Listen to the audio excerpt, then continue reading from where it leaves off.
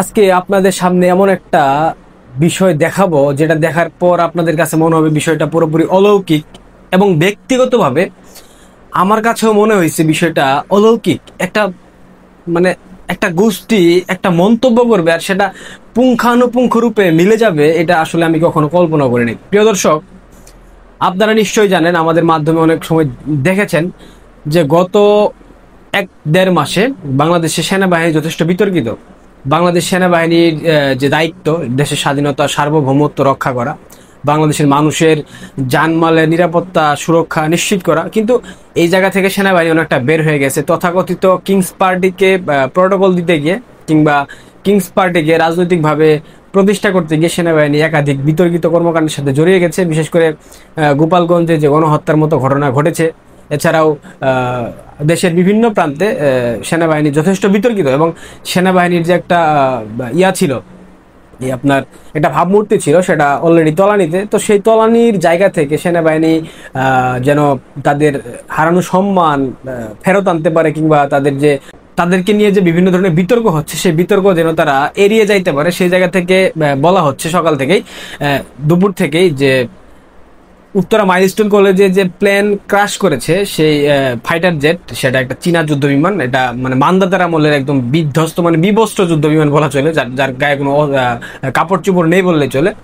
তো ওইটা দেখার পর সেনাবাহিনীর এই কর্মকাণ্ডগুলা এবং ওইখানে বিমান বিধ্বস্ত হওয়ার সাথে সাথে সেনাবাহিনী ওইখানে চলে যাওয়া, সেনাবাহিনীর আগে পূর্ব প্রস্তুতি, সবকিছু মিলিয়ে একটা সন্দেহের উদ্রেক হয়েছে। এবং এইখানে সাবেক এক বিমান বাহিনী কর্মকর্তা তিনিও বলেছেন যে বিমান আসলে যেভাবে উড্ডয়ন করা হয়েছে, বিমানের যে মডেল এবং বিমান উড্ডয়নের পর যখন বিমান বিধ্বস্ত হওয়ার ঠিক পূর্ব মুহূর্তে পাইলটের যে ইনজেক্ট, মানে সবকিছু মিলিয়ে একটা সন্দেহের সূত্রপাত দেখতে পাচ্ছি। এবং বাংলাদেশে যে বিভিন্ন ধরনের ইস্যু ঘটতেছে, বিভিন্ন ধরনের ঘটনা ঘটতেছে, গোপালগঞ্জ হত্যা, এনডিএ চুক্তি, যেগুলো প্রকাশ করতে চাচ্ছে না সরকার, মানে বাংলাদেশকে চীনের ছায়া থেকে মুক্ত করার জন্য মার্কিনিটা যে একটা ষড়যন্ত্রমূলক চালাচ্ছে, সেটা নিয়ে যথেষ্ট বিতর্ক হয়েছে গত কয়েকদিন যাবৎ।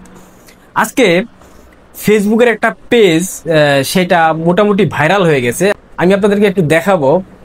ফেসবুক পেজটার নাম হলো, এটার উচ্চারণ হবে অ্যানোমিয়াস হয়তোবা something, main page, verified page, একটা 191 কে ফলোয়ার্স। গতকাল তারা তাদের ফেসবুক পেজে একটা স্ট্যাটাস শেয়ার করেছিল, a school building will collapse leaving lots of kids lifeless when see a terrible disaster fast coming. This will be as a result of poor maintenance on the building. We shall do everything in our power to avert this terrible catastrophe we have seen coming. This is architect. এটার বাংলা যদি আমি আপনাদেরকে বলি, স্কুলের একটি ভবন ধসে পড়তে যাচ্ছে, যার ফলে অনেক শিশু হতাহত হবে। আমরা এক ভয়াবহ বিপর্যয়কে দ্রুত এগিয়ে আসতে দেখছি।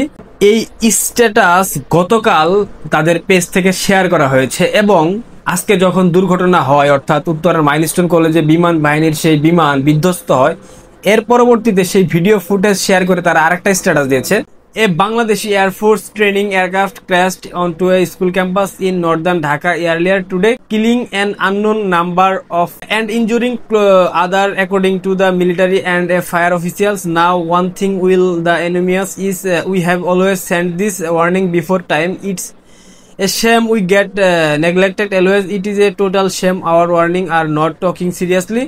অর্থাৎ তারা বুঝিয়েছে যে আমরা গতকাল এটা নিয়ে আপনাদেরকে সচেতন করেছিলাম, আপনারা আমাদের সচেতনতা শুনে আপনারা সেই ধরনের পদক্ষেপ নেন নাই, সেজন্য হতাহতের সংখ্যা বৃদ্ধি পেয়েছে। আমি এতে সীমাবদ্ধ না, এর ঠিক কতক্ষণ, আমি যখন ভিডিওটা রেকর্ড করতেছি তার কয়েক মিনিট পূর্বে তারা ফেসবুকে তাদের পেজে আরো একটা স্ট্যাটাস শেয়ার করেছে, যেটা শেয়ার করেছে এটা আরো ভীতিকর। A bomb will detonated in Bangladesh in a few weeks from today. We are certain of this as the plot is currently ongoing by the enemies of the maintained country.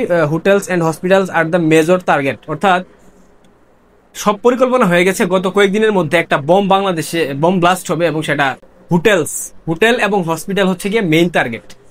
আমার প্রশ্ন হচ্ছে, এই যে ডিপ স্টেটের যে খেলা, এই পেজটা নিয়ন্ত্রিত হয় ইউএস থেকে, আমি যতটুকু তথ্য নিয়েছি ইউএস থেকে নিয়ন্ত্রিত হয়। তাহলে কি জর্জ সরোসের যে open society foundation deep state, সেই ডিপ স্টেটের মেটিকিউলাস প্ল্যানের অংশ হয়ে বাংলাদেশ আর্মি বাংলাদেশ বিমান বাহিনী এবং আমাদের অন্তর্বর্তীকালীন সরকারের প্রধান উপদেষ্টা ডক্টর মোহাম্মদ ইউনূস তারা কি এই চক্রান্তের পরিকল্পনা বাস্তবায়ন করলো? এবং আপনারা জানেন ইউএস আর্মির একটা গ্রুপ বাংলাদেশে আসবে সামরিক মহড়া চালানোর জন্য, 3টা মহড়া চালাবে নিয়ে আমি একটা ভিডিও গতকাল প্রকাশ করেছি।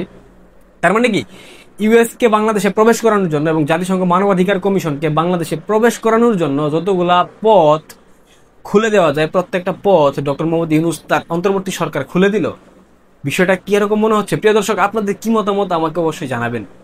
তবে এই যে ভীতিকর একটা ঘটনা ঘটে গেল বা অসংখ্য হত্যাকাণ্ডের শিকার হয়েছে, এবং এখানে একটা চাঞ্চল্যকর যে বিষয় ঘটেছে, বাংলাদেশ সেনাবাহিনী যখন ওই উত্তরা মাইলস্টোন কলেজের শিক্ষার্থীরা প্রকৃত লাশের সংখ্যা যমুনা টেলিভিশনে একটা সাক্ষাৎকারে প্রকাশ করতেছিল, তখন সেনাবাহিনী তাদের উপর বেধড়ক লাঠি চার্জ করেছে। বাজেভাবে মারছে সেনাবাহিনীরা কোনো কারণ ছাড়া।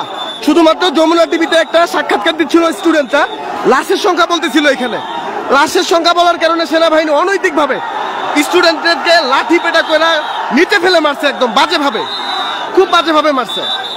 সেনাবাহিনী দেশের মানুষের নিরাপত্তা রক্ষার জন্য নিয়োজিত, কিন্তু সেনাবাহিনী একটা শিক্ষার্থীদের উপর কিভাবে লাঠিচার্জ করে এই প্রশ্ন আমার মাথায় ঘুরপাক খাচ্ছে, আমি এটার উত্তর খুঁজে পাচ্ছি না। সেনাবাহিনী যদি এই ষড়যন্ত্রের সাথে সম্পৃক্ত না থাকতো তাহলে তারা কেন সাধারণ শিক্ষার্থীরা সঠিক লাশের সংখ্যা প্রকাশ করে তাদের উপর লাঠিচার্জ করলো? সেনাবাহিনী কেনই বা চাচ্ছে লাশের সংখ্যা আড়াল করতে? রাষ্ট্র কেনই বা চাচ্ছে লাশের সংখ্যা আড়াল করতে? তার মানে কি আমরা বুঝে নেব এটা এই ফেসবুক পেজের মতো একটা যে তথ্য তারা দিয়েছে তার মতো একটা মেটিকুলাস প্ল্যানের অংশ হিসেবে উত্তরা বিমান দুর্ঘটনা ঘটানো হয়েছে? কেন অত্যাধুনিক বিমান থাকা সত্ত্বেও এই মান্দাতার আমলের বিমান দিয়ে করতে হবে, প্রশিক্ষণ দিতে হবে? প্রিয় দর্শক, অনেকগুলা প্রশ্ন আসলে সামনে আসছে, আপনাদের মতামতগুলো এবং আপনারা যদি কোনো তথ্য এই বিষয়ে পেয়ে থাকেন আমাকে জানাবেন। আমি পরবর্তীতে সংযুক্ত করে অন্য একটা ভিডিও বানানোর চেষ্টা করব। তৎক্ষণাৎ পর্যন্ত আপনারা ভালো থাকুন, সুস্থ থাকুন। আর যারা দেশে থাকেন আপনাদের উদ্দেশ্যে বলতেছি, আপনারা হসপিটালে অযথা ভিড় করবেন না। যারা হতাহতের শিকার হয়েছে, যারা এখনো বেঁচে আছে, তাদের বেঁচে থাকার জন্য তাদের জন্য যে প্রয়োজনীয় চিকিৎসা সরঞ্জাম প্রয়োজন সেগুলো ব্যবস্থা করে দিন, রক্ত দিন এবং হাসপাতালে অযথা ভিড় না করে সবার জন্য প্রার্থনা করেন। সৃষ্টিকর্তা যেন তাদের সবাইকে সুস্থতা দান করেন। ভালো থাকবেন, ধন্যবাদ।